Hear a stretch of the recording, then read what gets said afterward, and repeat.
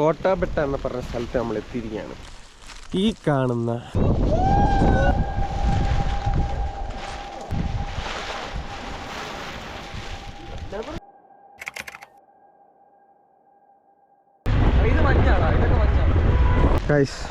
കോട്ടാബെട്ട എന്ന് പറഞ്ഞ സ്ഥലത്ത് നമ്മൾ എത്തിയിരിക്കുകയാണ്.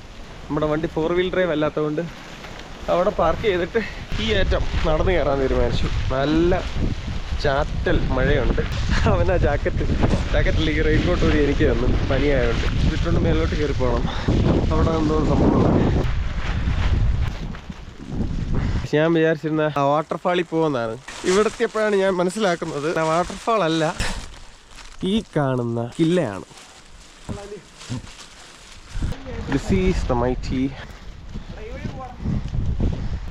കോട്ടാബെട്ട.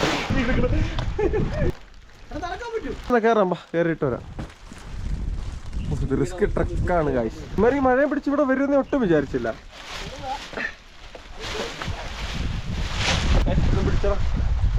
കേറിയാ മച്ചാനെ,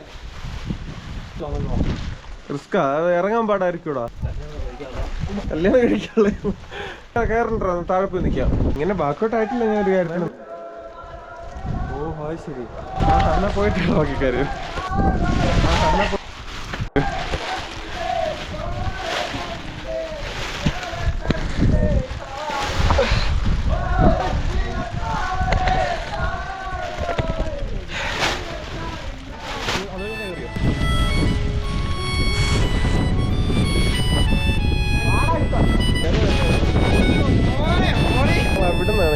അവിടുന്ന് ഇപ്പുറത്തെ സൈഡിൽ കൂടെ കയറി ഇവിടെ വന്നു. പിന്നെ മേലോട്ട് കയറാനുള്ള ഉദ്ദേശമൊന്നുമില്ല, ഇവിടം വരെ ഉള്ളൂ. അവൻ നൈസ് കേട്ടോ. ഞാൻ ത്രംബകേശ്വർ ഹരിഹർ ഫോർട്ടിൽ പോയപ്പം ക്ലൈമറ്റ് ഇട്ടല്ലായിരുന്നു, പക്ഷെ അതേ ഒരു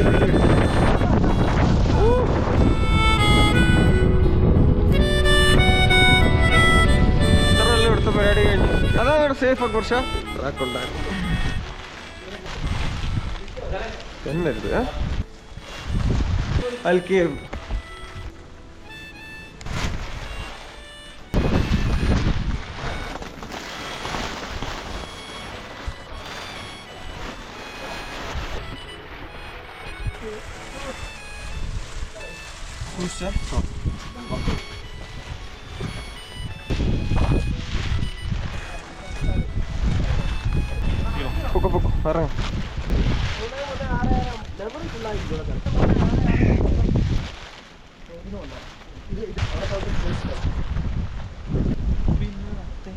കോട്ടാബെട്ടിയിലെ പരിപാടിയെല്ലാം കഴിഞ്ഞ് ഞങ്ങൾ വൈൻഡപ്പ് ചെയ്യുകയാണ്. ഇനി അടുത്ത സ്ഥലം നമുക്ക് പിടിക്കണം.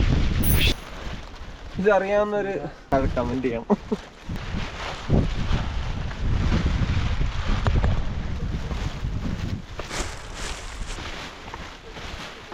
ഇവിടുന്ന് തിരിച്ചു പോകാൻ സമയമായി.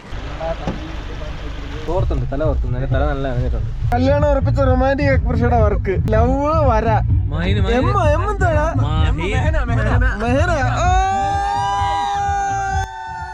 ആ കാണുന്ന വിളിച്ചേട്ടാ. എന്നാ പോട്ടെ.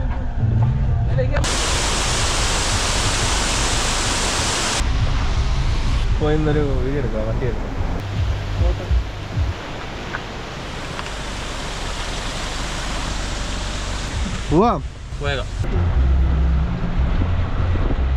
ഞങ്ങൾ വണ്ടി ഓടിച്ചോണ്ട് പോകുന്ന വണ്ടി റൈഡറിന്റെ ഗ്ലൗസ് താഴെ വീണ് പോയി. അവനെ ഓടിച്ചിട്ട് പിടിച്ച് ഞങ്ങൾ മറ്റേ ഗ്ലൗസ് വാങ്ങിക്കണം.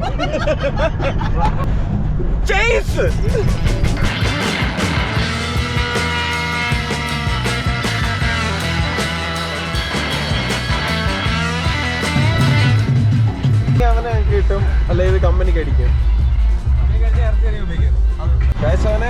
അവനെ നമുക്കടുത്ത് വളവനിട്ട് കിട്ടിയിരിക്കുകയാണ് സുഹൃത്തുക്കളെ. പിടിച്ചു, അവന് വിധിയുണ്ട് ഇത് കിട്ടാൻ.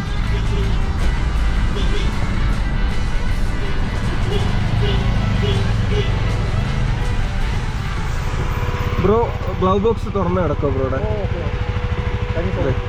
കിട്ടുന്ന ഒരു ഉറപ്പില്ലായിരുന്നു. നിങ്ങളെ കിട്ടുമെന്നൊരു വിചാരമില്ലായിരുന്നു. ഓക്കെ അല്ല, ശരി.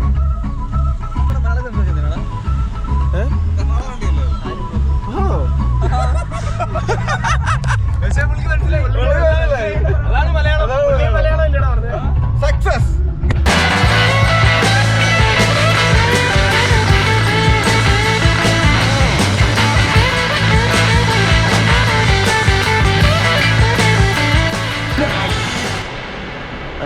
കർണാടകയിൽ നിന്നും കറങ്ങി തിരിഞ്ഞ് കണ്ണൂർ വന്നെത്തിയിട്ടുണ്ട്.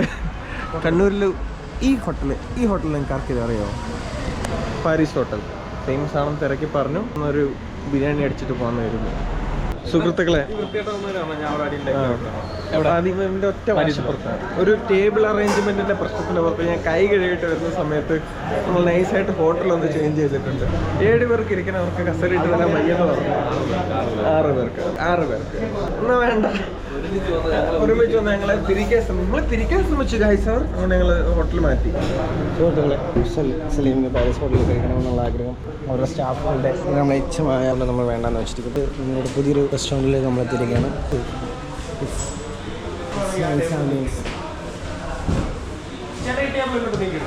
ഈ മഹത് വ്യക്തിയാണ് ഹോട്ടലിൽ നിന്ന് കൊണ്ട് കാരണമാണ്. അവന്മാരൊന്നും ചിരിക്കാൻ സമ്മതിക്കുന്നില്ല. അവന്മാരെന്താ പറയുക, ഒന്നും ചിരിക്കാൻ പറ്റത്തില്ല, അവിടെ ഇവിടെ ആയിട്ടിരിക്കണം. അതെനിക്ക് ഇഷ്ടപ്പെട്ടില്ല. അത് ശരിയാണ്, നമ്മൾ അങ്ങനെ കാര്യങ്ങൾ പരിഹരിക്കണം. ഇപ്പം നമ്മൾ നല്ലൊരു ഹോട്ടലിൽ വന്ന് ടേബിൾ ഇടണമെന്ന് പറഞ്ഞാൽ അവർ നമുക്ക് ടേബിൾ ഇട്ട് തന്ന് നമുക്ക് സെറ്റാക്കി 6 പേർക്ക് ഒരുമിച്ചിരുന്ന് കഴിക്കാനുള്ള എല്ലാ സമയങ്ങളും അറേഞ്ച് ചെയ്തതാണ്. സുഹൃത്തുക്കൾ, ഞാനൊന്ന് കൈ കഴുകാൻ പോയിട്ട് തിരിച്ചു വന്ന പേര് താഴെ കണ്ടില്ല. ഞാൻ വിചാരിച്ച് ഇവിടുന്ന് ഇറങ്ങിപ്പോയെന്ന്. ബൈ.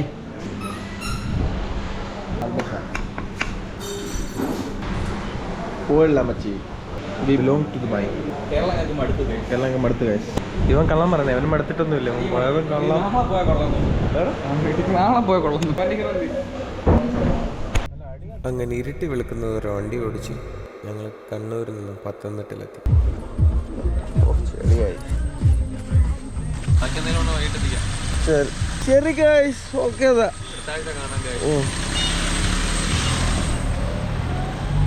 നീണ്ട 3 ദിവസത്തിന് ശേഷം വീട്ടിലെത്തിയിരിക്കുകയാണ് സുഹൃത്തുക്കളെ. മമ്മി ആംഗ്രി ആയിരിക്കും, നല്ല ഉറക്കക്ഷീണമുണ്ട്. പോയിട്ട് നടക്കണം. ഈ ബ്രോക്കർ അങ്ങനെ വിളിച്ചുകൊണ്ടേയിരിക്കും. ഞാൻ വൈകിട്ട് പോകാമെന്ന് പറഞ്ഞിട്ടുണ്ട്. വൈകിട്ടോ?